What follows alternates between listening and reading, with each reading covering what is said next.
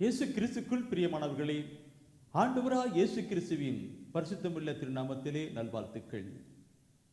பிரியமானவர்களே, இந்த உலக வாழ்க்கையிலே நாம் பார்க்கிற பொழுது ஒவ்வொருவருக்குமே ஒரு குறை இருக்கிறது. குறையில்லாத மனிதர்கள் ஒருவருமே இல்லை. நிறைவுள்ளவர் ஆண்டவர். நாம் எல்லாம் குறைவுள்ள மக்கள் தான். நம்முடைய குறைகளை எல்லாம் நிறைவாக்கும்படித்தான் நம் ஆண்டவர் நம்மிலே செயல்படுத்திக் கொண்டிருக்கிறார். நான் நிறைவுள்ளவராய் இருப்பது போல நீங்களும் நிறைவுள்ளவராய் இருங்கள் என்று சொல்லுகிறார். பலவிதமான கருத்துக்கள் அதில் அடங்கியிருக்கிறது. நிறைவு நாம் காண கடந்து வரணும். குறைவிலே இருந்து நிறைவுக்குள் கடந்து வரணும். இன்று குறைவை நிறைவாக்கும் ஆண்டவரை குறித்து நாம் சிந்திக்க இருக்கிறோம். பிரியமானவர்களே, இந்த உலக வாழ்க்கையிலே பார்க்கிற பொழுது ஆத்மீக வாழ்க்கையிலே சில காரியங்கள் தேவைப்படுகிறது, உலக வாழ்க்கையிலே சில காரியங்கள் தேவைப்படுகிறது. இந்த இரண்டிலுமே சில குறைகள் இருப்பதை நாம் பார்க்க முடியும். அந்த குறைகளை ஆண்டவர் எப்படி நிறைவு செய்கிறார், எப்படி அவரோடு கூட நம்மளை நினைத்துக் கொள்கிறார், ஒரு மகிமையை வெளிப்படுத்துகிறார் என்பதை குறித்து நாம் சிந்திக்கலாம்.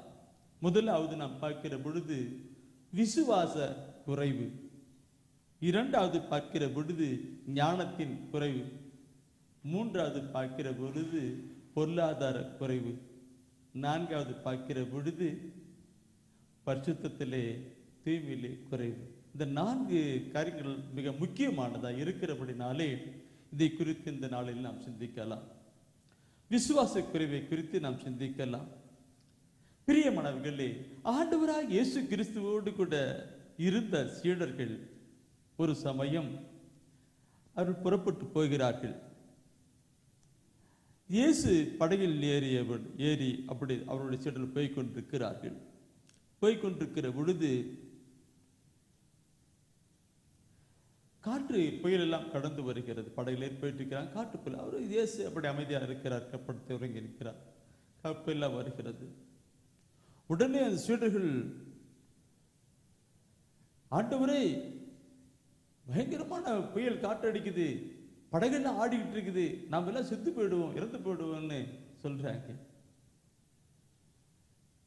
அப்போ இயேசு அந்த இடத்துல எழுந்து அந்த காற்றையும் கடலையும் புயலெல்லாம் அமைதிப்படுத்தி விட்டு அந்த தன்னோடு கூட இருந்தார்களே அந்த சீடர்கள் அவரிடம் கேட்கிறது பாருங்க. மத்தேயு 8ஆம் அதிகாரத்திலே 26வது வசனம் சொல்ல இருக்கும்.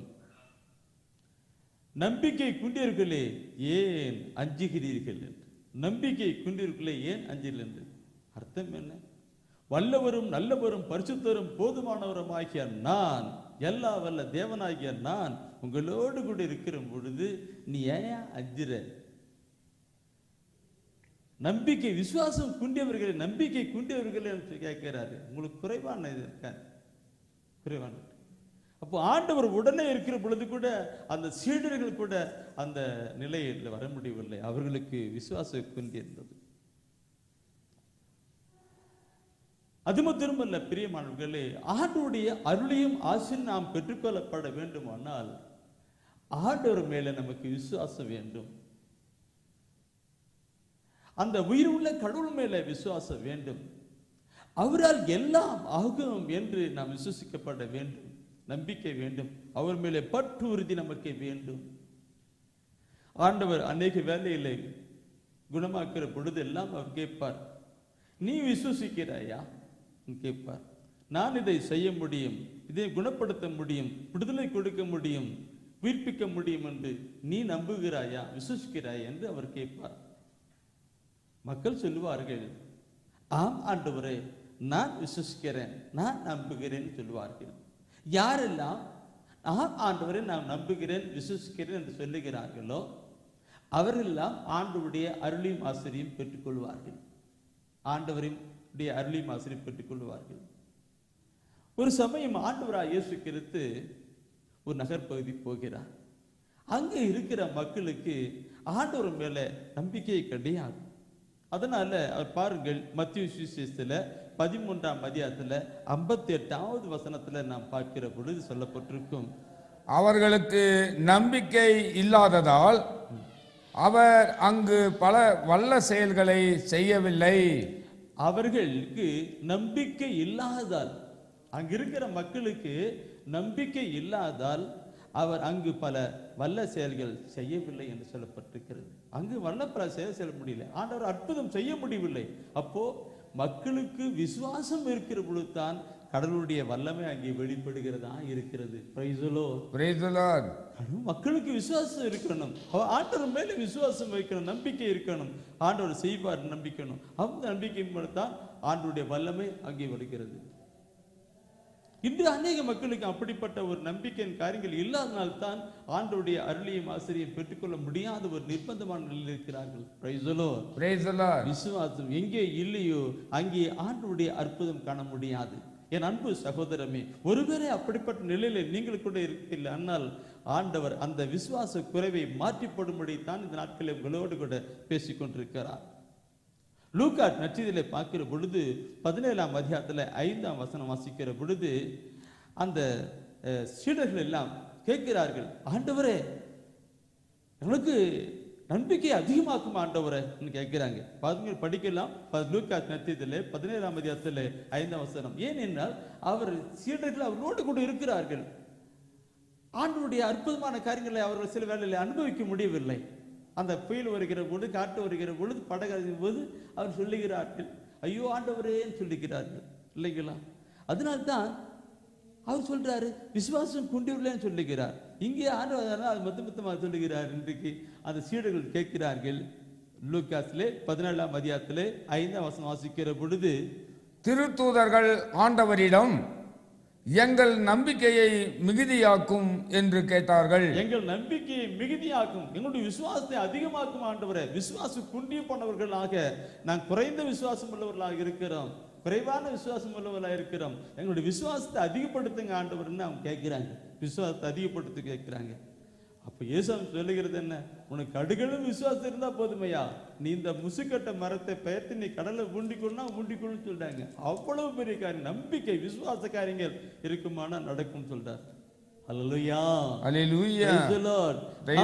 மாணவர்களே, அவங்க சீடருக்கு நம்பிக்கை அதிகமாக்குன்னு அவங்க கேட்கிறாங்க. அந்த நம்பிக்கை அதிகமாகும் கேட்கிற அந்த கருத்தை நான் பார்க்கிற பொழுது, என் அன்புக்குள்ளே நம்முடைய விசுவாசம் வாழ்ந்து வளரப்பட வேண்டுமானால், நம்முடைய விசுவாசம் அதிகப்பட வேண்டுமானால், முதலாவது நாம் பார்க்கிறோம் பிரியமானவர்களே, புனித பவுலடிகள் மிக தெளிவான ஒரு கருத்தை கொடுக்கிறார். எபிரேயர்லே 12ஆம் அதிகாரத்திலே 2வது வசனத்தை வாசிக்கிற பொழுது சொல்லப்பட்டிருக்கும், நம்பிக்கையை தொடங்கி வழிநடத்துபவரும்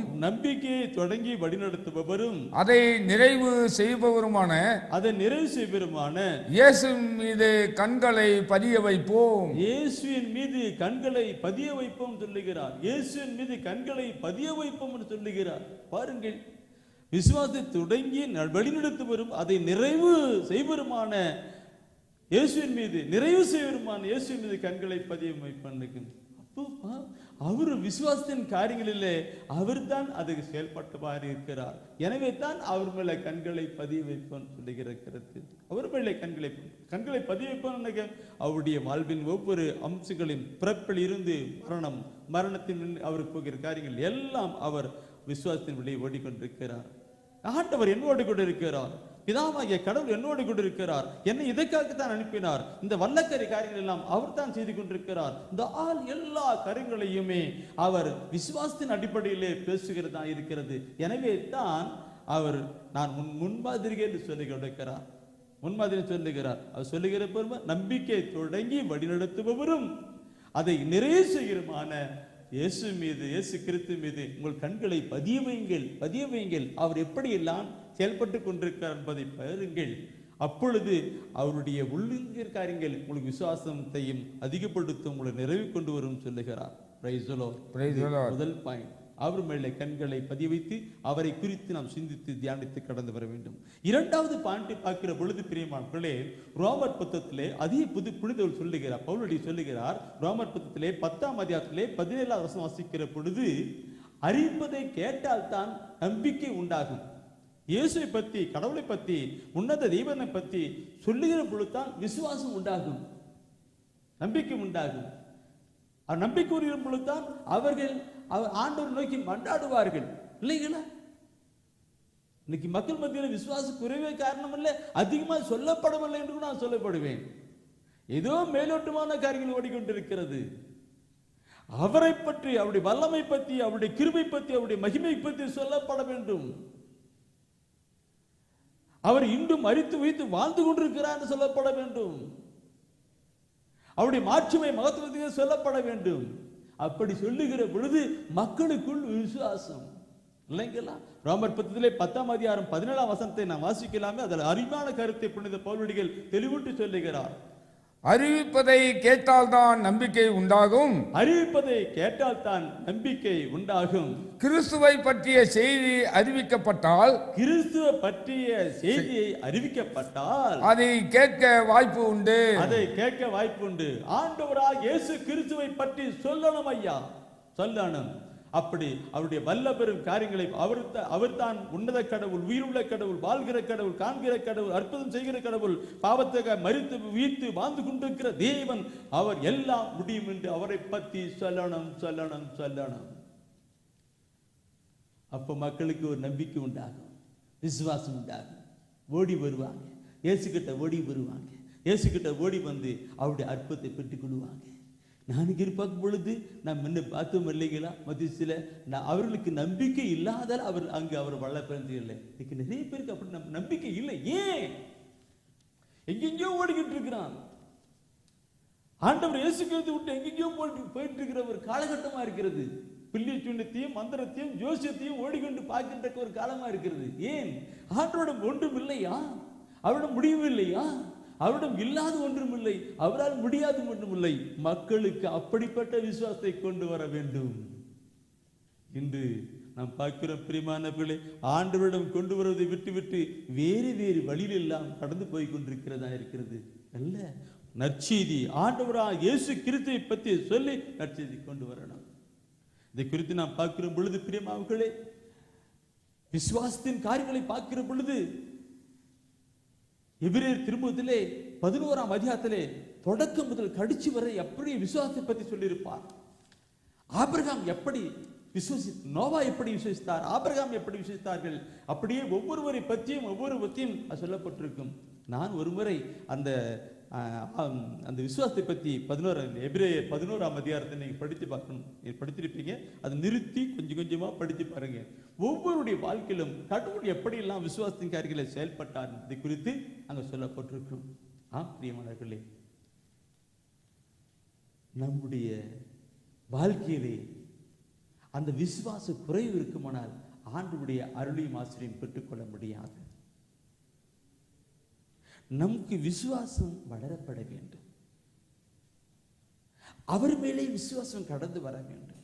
அப்பொழுது ஆண்டவருடைய ஆசீர்வாதத்தை நாம் பெற்றுக்கொள்ள முடியும். எனவே தான் ஆண்டவர் இந்த விசுவாச குறைவை நிறைவாக்கும்படியாக இந்த நாள் நம்மோடு கூட பேசிக்கொண்டிருக்கிறார். நாம் அவரை பார்க்கணும், அவர் மேல் கண்களை பதிய வைக்கணும், அவரை பற்றிய வார்த்தைகளை நாம் கேட்கணும். சில அநேகருடைய சாட்சியங்கள், ஆண்டவர் செய்த அற்புதமான சாட்சியங்களை குறித்து நாம் கேட்கணும். அப்படியெல்லாம் கேட்கிற பொழுது நமக்குள்ளாக விசுவாசம் பற்றி கடந்து வரும்.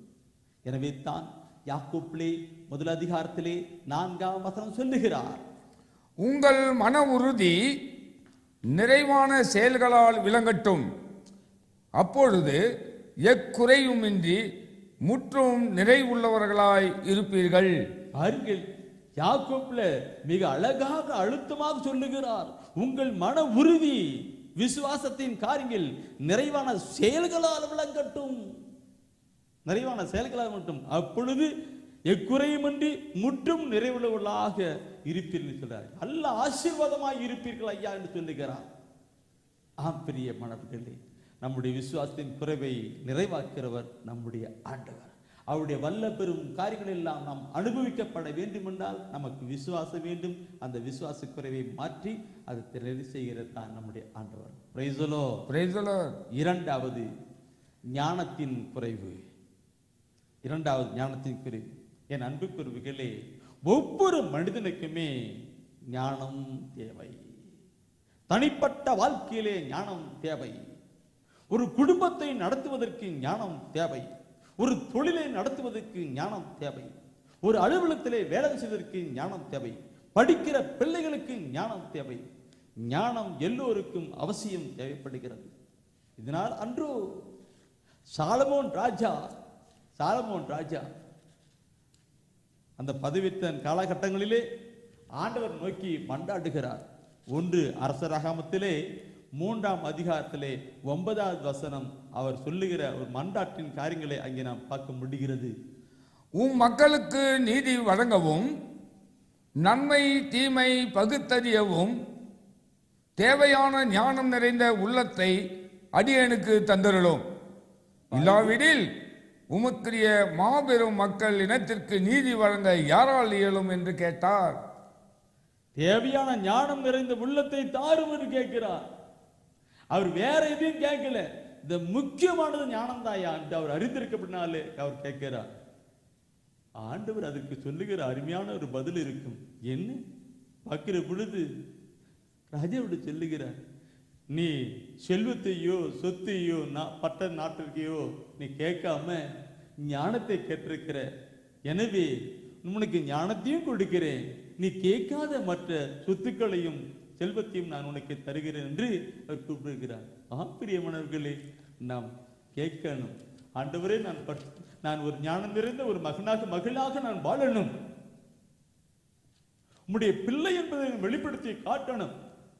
என் குடும்பத்திலே, தனிப்பட்ட வாழ்க்கையிலே, தொழிலிலே நான் ஆண்டுடைய பிள்ளை என்பது காட்ட எனக்கு நல்ல ஞானத்தை தாரும் என்று சொல்லி நாம் கேட்பனால் சாலமோனை கொடுத்து போல நமக்கும் கொடுத்து எல்லாவற்றிலும் ஆசீர்வதிப்பார். ஏனெனில் ஞானத்தை கொடுக்கிறவர் அவர்.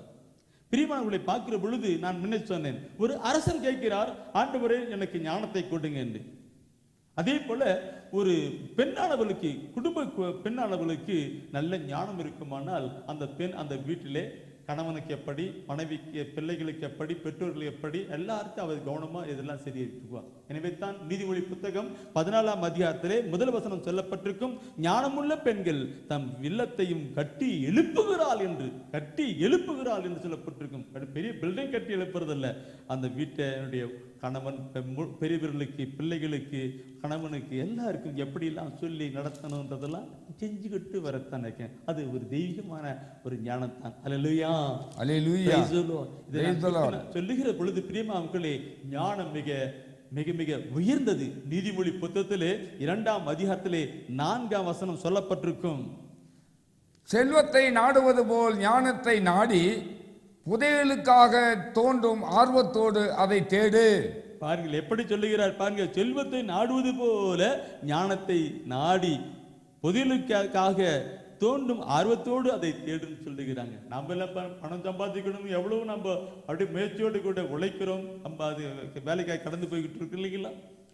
பணம் சம்பாதிக்கிறதுக்காக, சேர்ப்பதற்காக எத்தனையோ காரியங்களை நாம் செஞ்சிட்டு இருக்கிறோம் இல்லைங்களா? அந்த மாதிரி நீ ஞானத்தை தேடி கடந்து வா. அது ஞானம் உனக்கு எல்லா நிலையிலும் நடப்பிக்கின்றது தான் அங்கே நீதிமொழி புத்தகம் சொல்லப்பட்டிருக்குது. அது மாத்திரமல்ல, 6ஆம் வசனம் சொல்லும், ஏனெனில் ஞானத்தை அளிப்பவர் ஆண்டவரே, அறிவிற்கும் விவேகத்துக்கும் ஊட்டானவர் அவரே. அறிவிக்கும் ஊட்டானவர் அவரே சொல்லப்பட்டிருக்கு.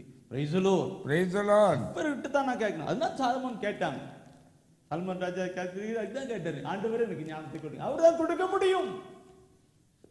படிக்கிற ஞானத்தினால கிடையாது, அந்த படிக்கிறதுக்கும் ஞானம் கொடுக்கிறது அவர் தான். உலக அறிவு நான் கொண்டு வரலாம், அந்த உலக அறிவு ஞானத்தை கொடுக்கிறவர் அவர் தான். எல்லா ஞானத்தின் ஊற்றாய் இருக்கிறவர் அவர் தான். சீராக் புத்தகத்திலே சீராக் ஞானத்திலே 1 அதிகாரம் 1 வசனம் சொல்லப்படும், ஞானமெல்லாம் ஆண்டவரிடமிருந்தே வருகிறது, அது என்றும் அவரோடு கூட இருக்கிறது. ஞானம் அவரிடமிருந்து வருகிறது, என்றும் அவரோடு கூட இருக்கிறது என்று. Praise the lord, praise the lord. Hallelujah, hallelujah. அன்புக்குரியவர்களே, நம்முடைய வாழ்க்கையிலே, தனிப்பட்ட வாழ்க்கையிலே, குடும்ப வாழ்க்கையிலே, நாம் செய்கிற தொழிலிலே நமக்கு ஞானம் வேண்டும். ஒருவேளை நமக்கு ஞானம் இல்லை என்றால் ஞானத்தின் ஊற்றாகி கடவுளிடம் கேட்க வேண்டும். அதில் கேட்க வேண்டிய முறைகளை நான் பார்க்கிறேன். முதலாவது கேட்கணும். யாக்கோபு 1 அதிகாரத்திலே 5ஆம் வசனம் சொல்லுகிறது, கேட்க வேண்டியதை குறித்து சொல்லுகிறார். உங்களிடையே குறைவான ஞானம் கொண்டிருப்போர் கடவுளிடத்தில் கேட்கட்டும், அப்பொழுது அவரும் ஞானத்தை கொடுப்பார். பாருங்கள், உங்களிலே குறைவான ஞானம் கொண்டிருப்போர் கடவுளிடம் கேட்கட்டும். ஏன்னா அவர்தான் அதற்கு ஊற்று, அவர்தான் எல்லாம் நிறைந்திருக்கிறவர், அவர்தான் படைக்கின்றார், அவரிடம் கேட்கட்டும் என்று சொல்லப்பட்டிருக்கிறது. நாம் ஞானத்தில் குறைவா இருக்கிற அவரிடம் கேட்க வேண்டும். இரண்டாவது பார்க்கிறோம் பிரியமானவர்களே, சீராக்கு புத்தகத்திலே முதல் அதிகாரத்திலே 26ஆம் வசனம் சொல்லுகிறது, ஞானத்தை நீ அடைய விரும்பினால் கட்டளைகளை கடைபிடி, அப்பொழுது ஆண்டவரே உனக்கு ஞானத்தை வாரி வழங்குவார். பாருங்க, ஞானத்தை நீ அடைய விரும்பினால் கட்டளைகளை கடைபிடி, அப்போது ஆண்டவரே உனக்கு ஞானத்தை வாரி வழங்குவார். ஆண்டவருடைய வார்த்தைகளை கட்டளைகளை கனமாய் கடைபிடிக்கிற பொழுது என்ன நடக்கிறது? ஆண்டவர் ஞானத்தை வாரி வழங்குகிறாரா? முதலாவது கேட்கணும், ஞானத்தின் ஊற்றாகியவர்களிடம் கேட்கணும். இரண்டாவது நாம் பார்க்கிறோம், கட்டளைகளை, அவருடைய கட்டளைகளை கவனமாய் கடைபிடித்து கடந்து வருகிற பொழுது ஆட்டோமேட்டிக்கா அவருடைய தெய்வத்தின் ஞானம் நம்மளே நிரம்பி கடந்து வருமா. வசனம் அப்படியா வாரி வழங்குவார் என்று சொல்லப்பட்டிருக்கிறது. குறைவான ஞானம் நமக்கு இருக்குமானால் இறை வார்த்தைகளை வாசித்து கடந்து வந்தால் ஆட்டோமேட்டிக்கா ஞானம் கடந்து வரும். ஏனெனில் ஞானத்தின் ஊற்று இந்த இறை வார்த்தையின் வழியாக நம்மளே செயல்படுகிறாரா இருக்கிறார். மூன்றாவது நான் பார்க்கிறோம் பிரியமானவர்களே, சீராக்கு ஞானம் முதல் அதிகாரத்திலே 5ஆம் வசனம் சொல்லப்பட்டிருக்கிறது, உயிர் வானில் உள்ள கடவுளின் வாக்கிய ஞானத்தின் ஊற்று என்றும் உள்ள கடவுள் கட்டளைகளை அதை அடைய வழிகள் என்று சொல்லப்பட்டிருக்கு. பார்க்கணும், குறிச்சுக்கிடுங்க. சீராக்கு ஞானத்திலே முதல் அதிகாரத்திலே 5ஆவது வசனம், உயர்வானில் உள்ள கடவுளின் வாக்கே ஞானத்தின் ஊற்று, என்றும் உள்ள கட்டளைகளே அதை அடையும் வழிகள். பார்த்தீங்களா?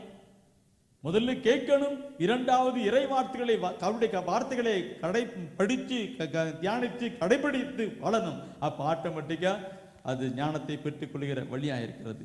மூன்றாவது பார்க்கிற பொழுது என் பிரியமானவர்களே, நீதிமொழி புத்தகம் 9ஆம் அதிகாரம் 10ஆம் வசனத்திலும் சீராக் ஞானம் முதல் அதிகாரம் 14ஆம் வசனத்திலும் சொல்லப்படுகிறது என்னவென்றால், சீராக் ஞானத்தில் முதல் அதிகாரத்தில் 20ஆம் வசனம் கூட சொல்லப்பட்டிருக்கும், தெய்வத்தினுடைய பயமே, கடவுளுக்கு பயப்படுகிற பயமே ஞானத்தின் தொடக்கம் என்று சொல்லப்பட்டிருக்கும். கடவுளுக்கு பயப்படுகிற பயமே ஞானத்தின் தொடக்கம் உண்டு. நீதிமொழி புத்தகம் 9:10, சீராக் ஞானம் முதல் அதிகாரம் 14ஆவது வசனம், முதல் அதிகாரம் 20ஆம் வசனம். இந்த வசனம் எல்லாம் படிக்கிற பொழுது கடவுளுக்கு பயப்படுகிற பயமே ஞானத்தின் தொடக்கம் என்று சொல்லப்பட்டிருக்கும். நமக்கு கடந்து வரணும். Price the Lord. பயம் இருக்கணும். நான்காவது பார்க்கிற பொழுது பிரியமானவர்களே, இதெல்லாம் கடந்து வருகிற ஒரு நிலையம் எப்படி என்றால், அது கொடுத்து நம்மை நடப்பிக்கிற ஒரு கருத்து எப்படி என்றால், தூய ஆவினால் தான். ஏசியா புத்தகம் 11ஆம் அதிகாரம் 2வது வசனம் சொல்லுகிறது, முதலாவது கேட்க வேண்டும், இரண்டாவது கட்டளைகளை கடைபிடித்து கடந்து வரணும், மூணாவது கடவுளுக்கு பயப்படுகிறவன். அந்த கடவுளுக்கு பயப்படுகிற ஒரு பயத்தையும் அத்தோடு கூட என் பிரியமானவர்களே அந்த ஞானத்தையும் கொடுக்கிற காரியம். வசனம் படிக்கலாம். ஏசியா 11:2, ஆண்டவரின் ஆவி அவர் மேல் தங்கியிருக்கும், ஞானம், மெய்யுணர்வு, அறிவுத்திறன், ஆற்றல், நுண்மதி, ஆண்டவரை பற்றிய அச்ச உணர்வு, இவற்றை அந்த ஆவி அவருக்கு அருளும். கவனம் பண்ணணும். அந்த ஆவி அவர்களுக்கு அருளும். ஆண்டவருடைய ஆவி அவர் மேல் தங்கி இருக்குன்னு சொல்லிட்டு முதலாவது கொடுக்கப்படுகிறது ஞானம், கடைசியாய் கொடுக்கப்படுகிறது ஆண்டவரை பற்றிய அச்ச உணர்வு. ஞானம், அச்ச உணர்வு. பாருங்க, இந்த அச்ச உணர்வு ஞானத்தை கொண்டு வருகிறது. முதலும் இறுதியும் அவர் தான். எல்லாத்துக்கும் அவர் தான், தூய ஆவி தான். எனவே நாம் பார்க்கிறோம், தூய ஆவில கடந்து வருகிற ஒரு மனிதன் ஒரு நல்ல ஞானம் உள்ள ஒரு மனிதனாக இருப்பான். நம்ம உறுதி புத்தகம் அப்படியே அந்த பாட்டு தான் பாடுவாங்க, எல்லாம் அப்படியா எல்லா காரியங்களும் கொடுக்கிற தூய ஆவியானவர் தான். Price the Lord. அன்புக்குரியவர்களே, நம்முடைய தனிப்பட்ட வாழ்க்கையிலே விசுவாச குறைவு இருக்குமானால் நாம் அவரிடம் கேட்கணும். ஆண்டவரே, நான் சரி கேட்டாங்களா, ஆண்டவரே விசுவாசத்தை அதிகப்படுத்துன்னு கேட்டாங்க, அது மாதிரி கேட்கணும். அப்பொழுது அவர் காட்டி கொடுப்பார். அவருடைய கண்களை பதிய வைத்து அவரிலே விசுவாசத்தை கொண்டு வர முடியும். அது மட்டுமல்ல, ஆண்டவருடைய வார்த்தைகளை கேட்பதனாலே நமக்குள், அவருடைய சத்திய வார்த்தைகளை கேட்பதனாலே நமக்குள்ள விசுவாசம் கடந்து வரும். ஞானத்தை குறித்து பார்க்கிற பொழுது நாம் கேட்கணும், சாலமோனை போல கேட்கணும், கட்டளை கடைபிடிக்கணும், தெய்வ பயம் இருக்கணும். அவர் தூயாவிலும் கொடுக்கிறவராயிருக்கிறார். அன்புக்குரியவர்களே, இந்த உலக வாழ்க்கையிலே குறைவில்லாத ஒரு மனிதனும் இல்லை. எல்லோருக்கும் ஒரு குறை உண்டு, ஒவ்வொருவருக்கும் ஒரு குறை உண்டு. அது உலக ரீதியான குறைகளை உண்டு. நாம் பார்க்கிறோம், அந்த குறைகளை எல்லாம் கடந்து வர வேண்டும், நிறைவுக்கு கடந்து வர வேண்டும். அதை ஆண்டவர் விரும்புகிறார். ஒரு ஆத்மீக வாழ்க்கையிலே அந்த குறைகள் எல்லாம் நிறைவாக்கின்ற காரியத்தை குறித்து நாம் சிந்தித்துக் கொண்டிருக்கிறோம். முதலாவது, விசுவாசத்தின் குறைவை கடவுள் எப்படி நிறைவு செய்கிறார். இரண்டாவது, ஞானத்திலே குறைவா இருக்கிற பொழுது ஞானத்தை எப்படி ஆண்டவர் நிறைவு செய்கிறார் என்று நாம் சிந்தித்தோம். இப்பொழுது ஒரு உலக வாழ்க்கையிலே பார்க்கிற பொழுது பொருளாதார குறைவு இன்று அது நிறைய மக்களுக்கு இருக்கிறது. இந்த பொருளாதார குறைவை நிறைவாக்குவது எப்படி குறித்து நாம் சிந்திக்க இருக்கிறோம். இது உலக ரீதியிலே கண்டிப்பாக அவசியமாக தேவைப்படுகிறது தான். என் அன்புக்குரியவர்களே, நான் நிறைவுள்ளவர் என்று சொல்லுகிறார். எல்லாம் வல்ல கடவுள் என்று சொல்லுகிறார் ஆண்டவர். அப்படி என்றால் நம்முடைய குறைகள் எல்லாம் அவர் நிறைவாக்க வல்லவராயிருக்கிறார். இந்த பொருளாதார குறைவிலே அவர் எப்படி நிறைவு செய்கிறார் என்பதை குறித்து நாம் சிந்திக்கணும். பிரியமானவர்களே, நான் முதலிலே ஒரு கருத்தை நான் சொல்லிவிட்டு ஆரம்பிக்கலாம் நினைக்கிறேன். நான் ஒரு பங்குக்கு அழைக்கப்பட்டிருந்தேன் நற்செய்திக்காக. அந்த பங்கு தந்தை சொன்னார், எங்களுடைய பங்கு மிக எளிமையான பங்கு, வறுமையான பங்கு. வாரத்திலே எனக்கு காணிக்க வருவது ஒரு 100 ரூபாய்க்குள்ளத்தான் காணிக்க வருகிறது என்று மிக வருத்தத்தோடு கூட சொன்னார். சரி ஃபாதர், நான் என்று இந்த குறைவை நிறைவாக்குற ஆண்டவரை குறித்து, அந்த எல்லாம் வல்ல தேவனை குறித்து மக்களுக்கு நான் சொல்லுகிறேன் என்று சொல்லி அங்கே சொன்னார். பிரியமானவர்களே, திருப்பாடல் சொல்லுகிற பொழுது இந்த பூமியும் பூமியில் இருக்கிறது யாவும் ஆண்டுடையது என்று சொல்லப்பட்டிருக்கிறது. பூமியும் பூமியில் இருக்கிறது எல்லாம் ஆண்டவருடையது என்று சொல்லப்பட்டிருக்கிறது திருப்பாடல் 24. திருப்பாடல் 124 வாசிக்கிற பொழுது கடல் இருக்கிற மச்சிகள், மீன்கள், முத்து, பவளம் எல்லாம் ஆண்டவருடையது என்று சொல்லப்பட்டிருக்கிறது. திருப்பாடல் 50 வாசிக்கிற பொழுது அது சொல்லப்பட்டிருக்கும், மலை, குன்றுகள், காடுகள், அதிலே பரப்பன, ஊர்வன, நடப்பன எல்லாம் ஆண்டவருடையது என்று சொல்லப்பட்டிருக்கும். ஆகாய் அழகாய் சொல்லப்பட்டிருக்கு. 2:8 பார்க்கிற பொழுது வெள்ளியும் தங்கமும் ஆண்டவருடையது என்று சொல்லப்பட்டிருக்கிறது. அவர் எல்லாம் நிறந்த கடவுளாய் இருக்கிறார். அவரிடம் குறைவுள்ள இருக்கக்கூடாது, பொருளாதாரத்திலே குறைவு இருக்கக்கூடாது. அவரை நாம் ஆண்டவராக, இரட்சகராக, மீட்பராக, அப்பாவாக ஏற்று கடந்து வருகிற பொழுது நாம் ஏன் குறைவுள்ளவராக இருக்க முடியும்? அதுதான் அந்த பங்கிலே சொன்னேன். அந்த மக்கள் விசுவாசித்தார்கள், ஆண்டவருடைய ஆசீர்வாதத்தை கடந்து வந்தார்கள். அந்த பங்கிலும் அப்படி ஆசீர்வாதம் மாறி போனது. இந்த பொருளாதார குறைவை நிறைவு செய்கிற ஆண்டவரை குறித்து நாம் சிந்திக்கலாம். பிரியமானவர்களே, யோவான் நற்செய்தியிலே பார்க்கிற பொழுது கானாவுடைய திருமண காரியங்கள், அன்னை மரியாள், தேவதா இங்கு இருக்கிறார்கள், சீடர்களாக வருகிறார்கள், இயேசு வருகிறார்கள். அங்கே ஒரு குறைவு ஏற்படுகிறது, கல்யாண வீட்டிலே குறைவு ஏற்படுகிறது. திராட்சரசம் தீர்ந்து விட்டது.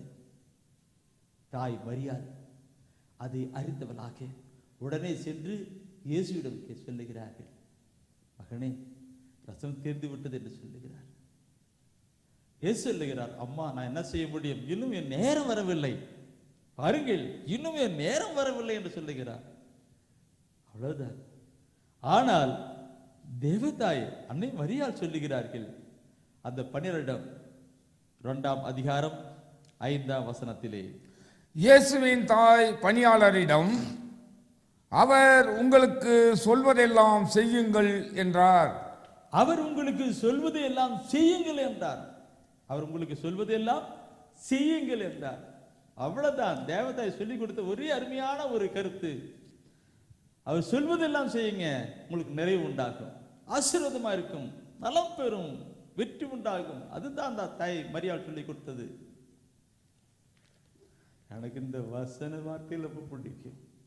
தேவத்தாயின் உச்சக்கட்டத்தில் உள்ளத்தில் ஏற்று நான் கடந்து என்றால், அவர் உங்களுக்கு சொல்வது எல்லாம் செய்யுங்கள் என்கிற கருத்து தான். ஆம்பரியமானவர்களே, அந்த பணியாளர்கள் அன்னை மரியாள் சொல்வது போல அங்கே கடந்து வந்தார்கள். இயேசு சொன்ன மாதிரி கடந்து வந்தார்கள். நடந்தது என்ன? அங்கே தேவைக்கு அதிகமான ரசம், முன்னதை விட பின்னதை மிகுந்த உயர்ந்த ரசம். அங்க இருக்கிற எல்லாம் ஆச்சரியப்படும்படியாக ஒரு முதல் அற்புதமாக கடந்து வந்த காரியங்கள். அல்லேலூயா, அல்லேலூயா. ஆம்பரியமானவர்களே, தேவத்தாய் நம் கற்றுக் கொடுக்கிற ஒரு அருமையான ஒரு கருத்து என்னவென்றால், ஆண்டவர் சொல்வது போல செய்யுங்கள், உங்களுடைய வாழ்க்கையில நிறைவு காணும் என்று தான் சொல்லிக் கொடுத்தார்கள். அது அந்த அங்கே அந்த இடத்துல இருக்கிற சீடர்கள் அதெல்லாம் கவனமா கேட்டிருப்பான் போல் நினைக்கிறேன். என் அன்புக்குரியவர்களே, அந்த சீடர்களுக்குள்ள அப்படி ஒரு பற்றுறுதி வந்திருக்கும். மீண்டும் பார்க்கிற பொழுது ஆண்டுடைய வார்த்தைகளை, அவருடைய வார்த்தைகளை கட்டளை கடைபிடித்து நடந்தா ஆசீர்வாதம் பார்க்கிற பொழுது, ஒரு முறை சிமியோன் பேதுரு இரவு முழுதுமாய் வலை விரிச்சிட்டு வரார். மீன் பிடிக்கிறது வலையெல்லாம் போட்டு வர, ஒரு மீனும் கிடைக்கல. விடிகாலம் கரையில வலையெல்லாம் பழுது பார்த்துட்டு இருக்கிறார். இயேசு அங்கத்துல பிரசங்கம் பண்ண வருகிறார். படகை கொஞ்சம் தள்ளிட்டு அது மேலே இருந்து பிரசங்கம் பண்ணார். மக்கள் கூட்டமா வந்துட்டு இருக்கிறாங்க. எல்லாம் பிரசங்கம் பண்ணிட்டார். பிரசங்கம் முடிஞ்ச உடனே இயேசு சொல்லுகிறார், இப்போ நீ கொண்டு போயிட்டு நீ படகை ஆழத்துல போயிட்டு வலை போடுன்னு சொல்ற. அதுக்கு அந்த மீன் பிடிக்கிற சீமோன், இயேசு யாரு, தச்சனுடைய மகன் தானே, அவருக்கு ஒன்றும் தெரியாது. ஆனா கூட கடவுளுடைய வார்த்தையில பாருங்க இப்படி வந்திருக்கும். சீமோன் அங்கே சொல்லுகிறார், லூக்காஸ்ல 5ஆம் அதிகாரத்துல 5வது வசனம். சீமோன் மறுமொழியாக, ஐயா, இரவு முழுவதும் நாங்கள் பாடுபட்டு உழைத்தும் ஒன்றும் கிடைக்கவில்லை. ஆயினும் உமது சொற்படியே வலைகளை போடுகிறேன் என்றார். வலைகளை போடுகிறேன் சொன்னார். உம்முடைய வார்த்தைப்படி, உம்முடைய சொல்படி, உம்முடைய கட்டளைப்படி நான் செய்கிறேன். நம்பிக்கை பாருங்க, விசுவாசம் பாருங்க, போடுறேன்னு சொன்னாங்க. நடந்தது என்ன? நீங்க அந்த 5ஆம் அதிகாரத்தில் 6-7 வசனம் வாசிப்பிக்கிற பொழுது அவர் போனாரு. திரளான மீன்கள், வலையை கிழிஞ்சு போற அளவுக்கு மீன்கள். உடனே பக்கத்து படகாரனை, வாயா கிழிஞ்சு போன்னு சொல்லி கூப்பிட்டு அங்கே வளர்ந்து கடந்து வருகிறது. கடந்து வருகிறது. அப்படியா கடவுளுடைய வார்த்தையை கட்டளையை கடைபிடிக்கிற பொழுது அங்கே ஆசீர்வாதம். Price the Lord. கடவுளுடைய வார்த்தையை சொல்லுகிற மனிதர்களே அது கடந்து போகிறதா கூட இருக்கிறது. மத்திய சுவிசேஷத்தில் சொல்லுகிற பொழுது சொல்லுவார், என் சீடனா இருக்கிற ஒருவனுக்கு ஒரு கிளாஸ் தண்ணி, குளிர்ந்த தண்ணீர் கொடுத்தாலும், தம்பள தண்ணி கொடுத்தாலும் அதுக்கு ஆசீர்வாதம் உண்டு சொல்லுகிறார். ஓ, இதை நாம் சிந்திக்கிற பொழுது எலியாவுடைய காரியங்களை பார்க்கலாம். அங்கே சாரிபாத் என்கிற ஒரு விதவை, அங்கே பஞ்சம் நிரம்பி கொண்டிருக்கிற ஒரு காலகட்டம், ஒன்றுமே இல்லை, அப்படிப்பட்ட நிலை. அங்கே எலியா சாரிபாத்தை அங்கே நிலை சந்திக்கிறார்கள். எலியா சொல்லுகிறார், ஒரு அப்பம் கொண்டு வா. என்கிட்ட கொஞ்சமாவது தான் இருக்குது, கொஞ்சம் எண்ணெய் தான் இருக்குது, இப்போ விறகு பெருக்கிட்டு இருக்கிறோம், கோழி சாப்பிட்டு நானும் என் பையனும் இறந்து போவீங்க ஐயான்னு சொல்றாங்க. பரவாயில்ல, நீ முதல்ல எனக்கு ஒன்று கொட்டு வச்சுட்டு வாங்க, முதல்ல சுட்டு எனக்கு கொண்டு வாங்க. கருத்தை பார்க்கணும். கடவுளுடைய ஊழியர், ஆண்டுடைய இறைவாக்கினர் அவர், எனக்கு கொண்டு வான்னு சொல்றாங்க. அதேபடியே சாரிபாத் கொண்டு வராங்க. நடக்கிறது என்ன?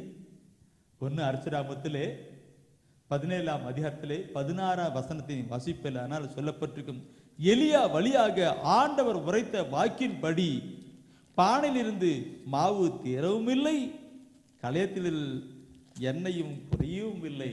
பார்த்துங்க, அப்படியே எடுக்க எடுக்க வந்துட்டே இருக்கா. கடவுளுடைய காரியங்களை கடந்து போகிற கருத்து பிரியமானவர்களே.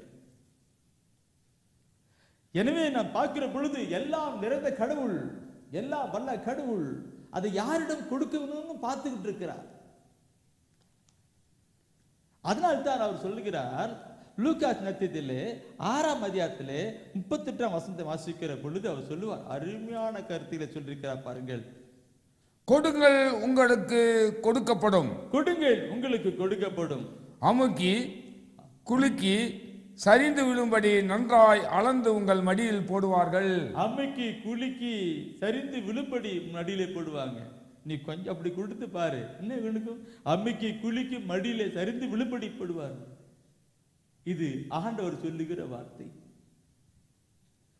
ஆண்டவர் சொல்றார். ஆண்டவர் கொடுக்கிற பொழுது அங்கே ஆசீர்வாதம் உண்டாகிறது. கொடுங்க, அம்மைக்கு குளிக்கு மடியிலே சரிந்து வெளிப்படி பண்ண இந்த வார்த்தையை நாம் விசுவசிப்போம்னா, நாம் கொடுத்தா, அந்த கட்டளையை கடைபிடித்தா நமக்கு ஆசீர்வாதம் உண்டு உண்டு உண்டு, இல்லைங்களா? இன்னைக்கு நம்முடைய மக்கள்ல அப்படிப்பட்ட காரியங்களை கடந்து வரல. நான் சொல்லுகிறது பிரியமானவர்களே, மார்க்கு 10ஆம் அதிகாரத்திலே 30ஆவது வசனம் சொல்லப்பட்டிருக்கு. அந்த பின்னூட்டு பகுதி மேல அழகாய் சொல்லப்பட்டிருக்கிற கருத்து உண்டு. அவர் சொல்லுவார், என் பொருட்டும் நற்செய்தியின் பொருட்டும் எவன் ஒருவன் கொடுக்கிறானோ, அதாவது இழந்து விடுகிறானோ சொல்வார், இழந்து விடுகிறானோ கொடுக்கிறானோ அவன் இம்மையிலே 100 மடங்கு ஆகும், மறுமையிலே முடிவில்லா வாழ்வையும் பெறுவான்னு சொல்லப்பட்டிருக்கிறது. இம்மையிலே 100 மடங்கு, மறுமையிலே முடிவில்லாத வாழ்வு. அப்போ நீ 1 ரூபாய் ஆண்டவர் கொடுத்தா உனக்கு 100 ரூபாய் ரிட்டர்ன் பார்க்கணும். இப்படிதான் சொல்லப்பட்டிருக்குது. அம்மிக்கு குளிக்கின்றது இதுதான் 100, இல்லைங்களா? இந்த மாதிரி நான் பார்க்கும் பொழுது கடவுள் நம்மை ஆசீர்வதித்து நம்மை குறைவில்லாம் நிறைவாக்குறவராய் இருக்கிறார்.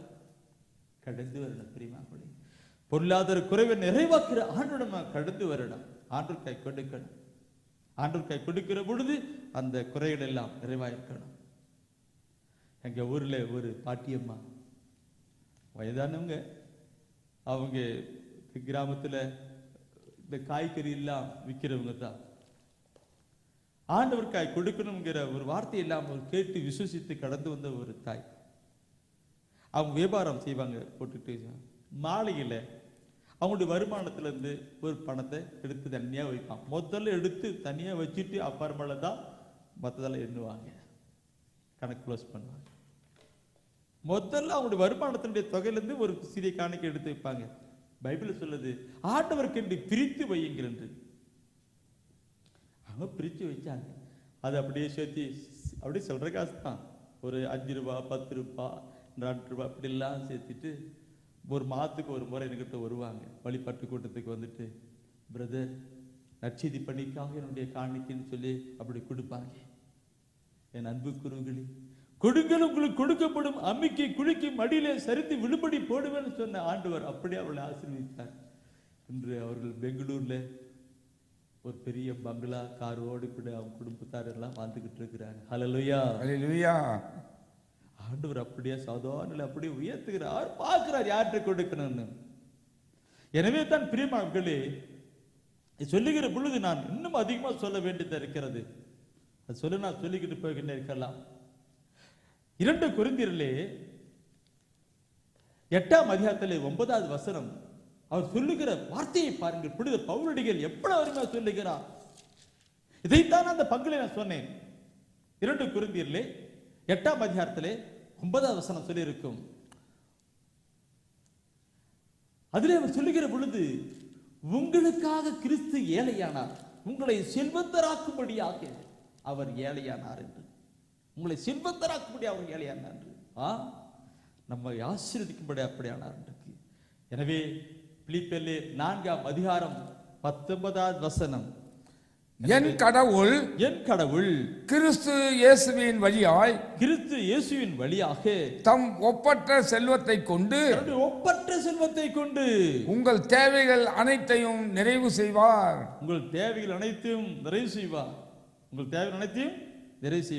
என் கடவுள், எல்லா வல்ல எல்சடா என்கிற எல்லா வல்ல கடவுள் கிறிஸ்து இயேசு வழியாக நம்முடைய தேவைகள் குறைகள் அனைத்தையும் நிறைவு செய்வார். நான் கேட்டுக்கொண்டிருக்கிறேன் அன்பு சகோதரமே, உங்களுடைய வாழ்க்கையில பொருளாதார குறைவு இருக்கிறதா? அன்னை தேவதாய் கற்றுக் கொடுத்த காரியங்களை பாருங்கள். அவர் சொல்லுவது போல செய்யுங்கள், குறைவு நிறைவாகும். எனவே தான் இன்று அந்த தாய் தொடக்க நிலையிலிருந்து உங்களுக்கு சொல்லிக் கொடுத்திருக்கிறார். அன்னை கற்றுக் கொடுத்தார்கள். அவர் சொல்லுவது போல செய்யுங்கள். இறை வார்த்தை என்ன சொல்லுகிறது, ஆண்டுடைய வார்த்தை என்ன சொல்லுகிறது, அதன்படி செய்யுங்கள். அப்பொழுது நீங்கள் பொருளாதாரத்திலே நிறைவாக இருப்பீர்கள் என்று ஆண்டவருக்காய் நாம் கொடுக்கிற பொழுது அது நிறைவை காண செய்கிறது. நம்முடைய பொருளாதாரத்திலே ஆசீர்வாதமாக இருக்க செய்கிறது. Price the Lord. பிரியமானவர்களே, ஆண்டவருடைய நற்செய்திக்காய் கொடுக்கணும், நற்செய்தி ஊழியர்களுக்காய் கொடுக்கணும், ஆண்டவருக்கு என்று கொடுக்கணும். ஆண்டவர் கொடுக்கிற பொழுது அவர் நம்மை அதிகமாய் ஆசீர்வதித்து நம்முடைய எல்லா தேவையை சந்தித்து நிறைவு செய்கிறவராய் இருக்கிறார். என்ன செய்திருக்கிறார்? Price the Lord. சாரி, அடுத்தபடியாக நாம் சிந்திக்க இருக்கிறோம் பரிசுத்தத்தில் குறைவு. இது மிக மிக முக்கியமாக இருக்கிறது. பரிசுத்தத்தில் குறைவு. இன்று இந்த உலகத்திலே பார்க்கிற பொழுது பரிசுத்தம் இல்லை. எல்லாம் அநியாயம் அக்கிரமாய் ஓடிக்கொண்டிருக்கிறது.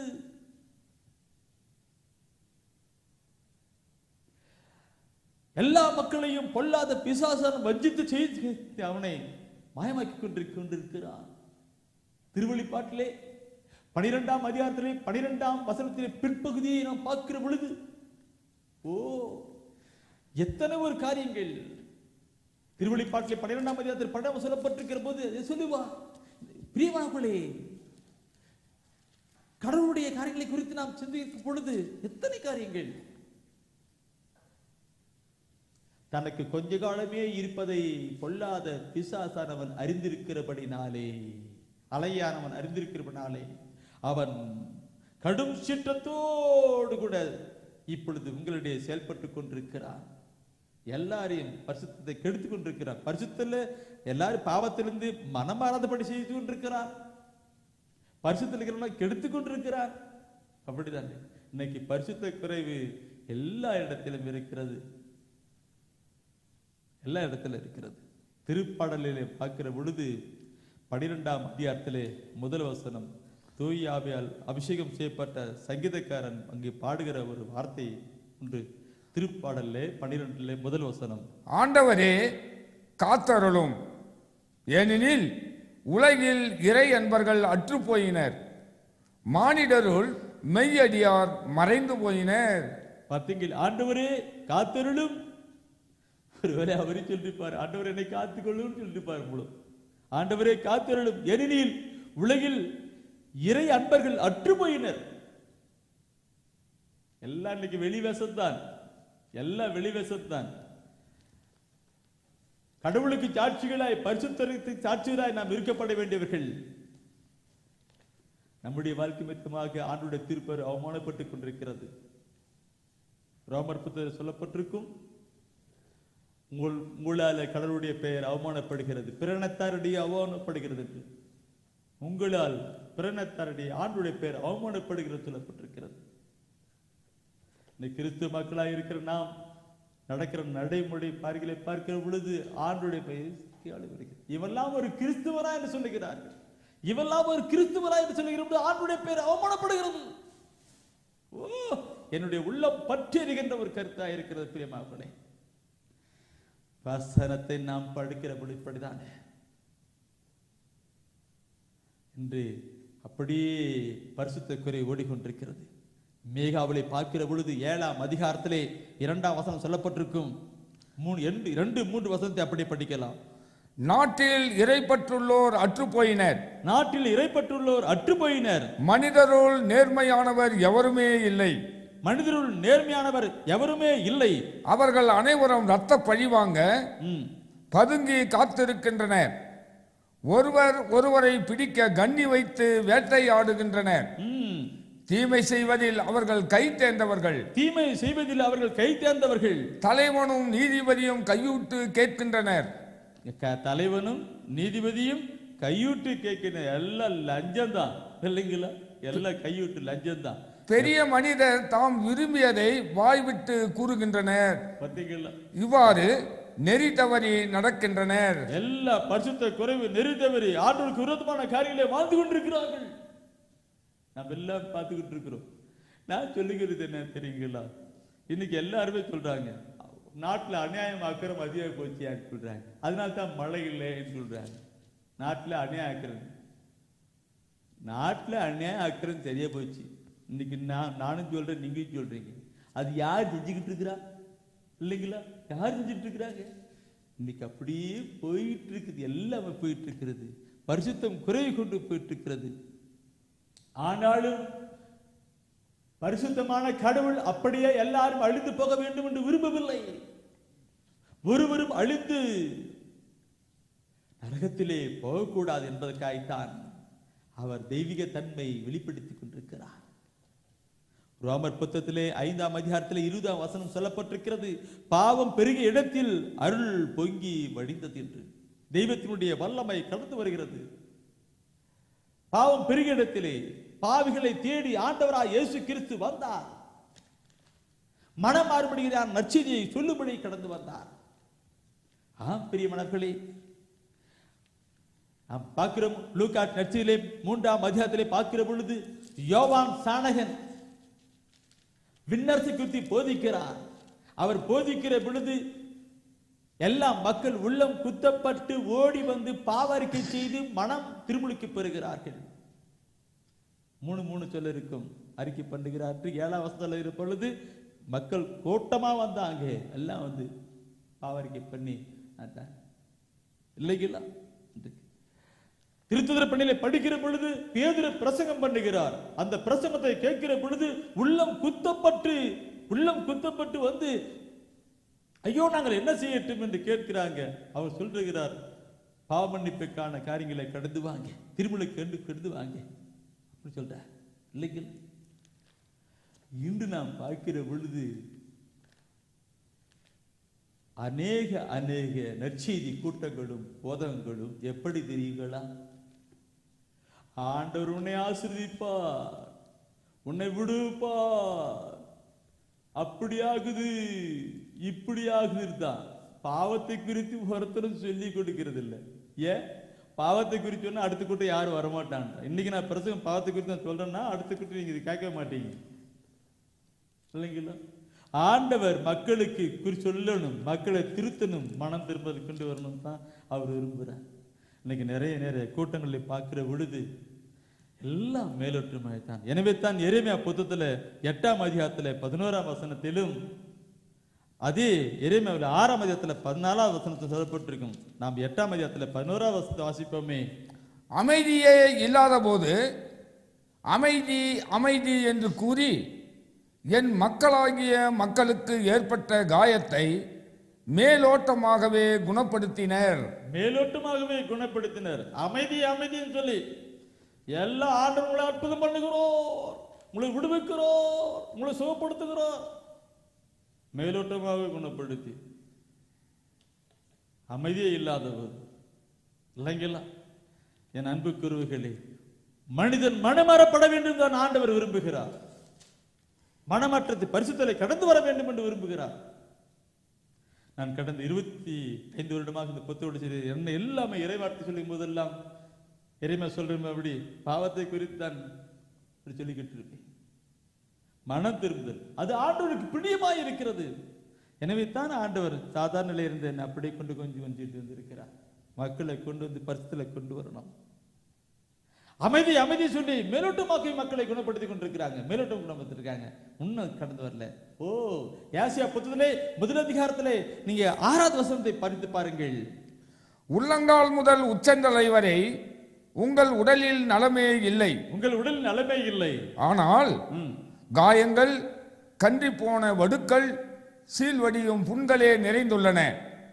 அங்கே சீல் பிதுக்கப்படவில்லை, சீல் பிதுக்கப்படவில்லை, கட்டு போடப்படவில்லை, கட்டு போடப்படவில்லை, எண்ணெய் பூசி புண் ஆற்றப்படவும் இல்லை, எண்ணெய் போட்டு எங்க தீமாக்கப்படவில்லை. மேலோட்டமாவே குணமாக்கிறான், மேலோட்டமாவே அமைதி அமைதி அற்புதம் நடக்குது, குணம் நடக்குது. அந்த நாள் அந்த காலகட்டத்தில் போயிட்டு இருப்பாங்க. அவங்க எல்லாம் பழுது இல்லைங்களா? என் அன்பு கருவுகளே, ஆண்டவர் நாளில் சொல்லுகிறது பரிசுத்த குறைவு. அந்த பரிசுத்தத்தை குறைவில்லை. யாரெல்லாம் மக்களுக்கு இறைவார்த்தை நற்செய்தியை சொல்லி மனமாற்றத்தின் நற்செய்தியை சொல்லி கொண்டு வருகிறார்களோ அங்கே தான் இன்று இந்த காரியங்களை கொண்டு வருவதும் அவருடைய திட்டத்தின் படித்தான். கேட்டுக்கொண்டிருக்கிற என் அன்பு சோதரமே, இந்த உலக வாழ்க்கையிலே நாம் பரிசுத்தமான நிலையை கடந்து வரணும். அப்பொழுது நாம் அவரை காண முடியும், அவரை அனுபவிக்க முடியும், அவருக்குள் வாழ்ந்திருக்க முடியும். நான் உள்ளத்தின் வாஞ்சியோடு கூட நான் இதை சொல்லிக் கொண்டிருக்கிறேன். ஒப்பு கொடுத்து நாம் ஜெபிக்கலாமா? எல்லா வல்ல கடவுளை நோக்கி நாம் ஜெபிக்கலாமா? பொருளாதார தேவையில்லாத சந்திக்கிற வரையும் நம்மை பரிசுத்தப்படுத்தி நம்மை பரிசுத்த நடத்துகிறமாகிய தேவனை நோக்கி ஜெபிக்கலாமா? எங்களை நேசிக்கிற அன்பின் பரலோக பிதாவே, ஆண்டவரே, உம்முடைய தூய ஆவியின் வழியாக என் உள்ளத்திலே எதையெல்லாம் சொல்ல சொன்னீரோ அதே நான் அந்த மக்களுக்கு சொல்ல இருக்கிறேன். நீர் எல்லாம் நிறைந்த கடவுள். உம்மிடம் இல்லாத ஒன்றுமே இல்லை, உம்மால் முடியாத ஒன்றுமே இல்லை ஆண்டவரே. இப்பொழுதும் ஆண்டவரே, உடல் ரீதியாக எத்தனை மக்கள் வேதனைப்பட்டுக் கொண்டிருக்கிறார்களோ அத்தனை மக்கள் மத்தியிலும் நீர் தெய்வீக மருத்துவராக கடந்து வந்து அவர்களை ஆசீர்வதியும் ஆண்டவரே, ஆசீர்வதியும் ஆண்டவரே. அவர் உடல் நோய்கள் எல்லாம் குணமாகட்டும் ஆண்டவரே. தெய்வீக மருந்தும் மருத்துவமாய் இருக்கிறவரே, உம்முடைய கல்வாரி காயங்கள் அவருக்கு சுகத்தை கொடுக்கட்டும் அப்பா. ஆண்டவரே, பொருளாதார தேவையிலே வேதனைப்படுகிற ஒவ்வொரு மக்களுக்காக நான் ஜெபிக்கிறேன் ஆண்டவரே. அன்னை மரியா சொல்லிக் கொடுத்தார்களே, அவர் சொல்லுவது போல செய்யுங்கள் என்று சொன்னார்களே, அதே போல யாரெல்லாம் உடைய வார்த்தையை கீழ்ப்படிந்து செயல்படுகிறார்களோ அவள் ஒவ்வொருவரின் ஆசீர்வதியும் ஆண்டவரே. எல்லாம் வல்ல கடவுளே, எல்லாம் நிறைந்த தெய்வமே, அவருடைய பொருளாதார தேவையெல்லாம் நீர் ஆசீர்வதியும் ஆண்டவரே. ஒருவரும் ஏழைகளாய் இருக்கக்கூடாது, வறுமையில இருக்கக்கூடாது, எல்லாம் நிறைவு காணும்படியாய் செய்யுங்க ஆண்டவரே. ஒப்புக் கொடுக்கிறோம். அது மட்டுமல்ல ஆண்டவரே, அவருடைய உள்ளத்தில் இருக்கிற எல்லா தேவையை நீர் ஆசீர்வதிக்க வேண்டுமா ஜெபிக்கிறோம் ஆண்டவரே. ஆண்டவரே, முக்கியமாக நான் ஆத்ம காரியங்களுக்காக ஜெபிக்கிறேன். மக்கள் பரிசுத்திலே கடந்து வரட்டும். அநேக மக்கள் மத்தியிலே ஆண்டவரே பரிசுத்தம் குறைந்து போய் கொண்டிருக்கிறது. இந்த இறை வார்த்தையிலே கேட்டு அவருடைய உள்ளத்திலே ஒரு பரிசுத்தம் கடந்து வரட்டும் ஆண்டவரே. செய்தி கேட்கிற ஒவ்வொரு மக்களையும் ஒப்பு கொடுத்தான் ஜெபிக்கிறேன் ஆண்டவரே. அவர்களுடைய கரத்தில் ஒப்பு கொடுக்கிறேன். ஏற்றுக்கொள்ளும். உம்முடைய பரிசுத்தத்தினாலே கழுவி உம்முடைய தூய ஆவியினாலே அபிஷேகம் செய்து அவள் வழிநடத்தும். எங்களுக்காக மரித்து வைத்து வாழ்ந்து கொண்டிருக்கிற உம்முடைய திருப்பெயராலே எல்லாம் நிறைவேறும் நல்ல பிதாவே. மரியே வாழ்க, ஆண்டவரும் உடனே, பெண்களிலே நீர் பேறு பெற்றீரும், மகனும் வாழியவே. பரிசுத்த மரியாயே, எங்கள் பரமனின் தாயாரே, பாவிகள் எங்களுக்காய் பரமனை மன்றாடும். இப்போதும் நீர் மன்றாடும், எப்போதும் நீர் மன்றாடும். தீமைகள் நெருங்கையிலே பரமனை மன்றாடும். மரணம் வருகையிலே எம்மை தாங்கும் அம்மா.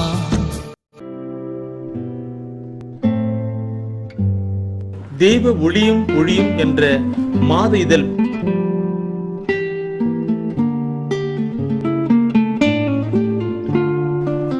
எமது டிவைனைட் ஊழியத்தின் வழியாக வெளியிடப்படும் தெய்வ ஒளியும் ஒளியும் என்ற மாத இதழ் பெற வேண்டும் என்றால் சரியான முகவரியை அனுப்புங்கள். புத்தகங்கள் அனுப்பி வைக்கின்றோம். எங்கள் ஊழியங்களுக்காக ஜெபியுங்கள். ஆண்டவர் உணர்த்துகின்ற காணிக்கையால் தாங்குங்கள்.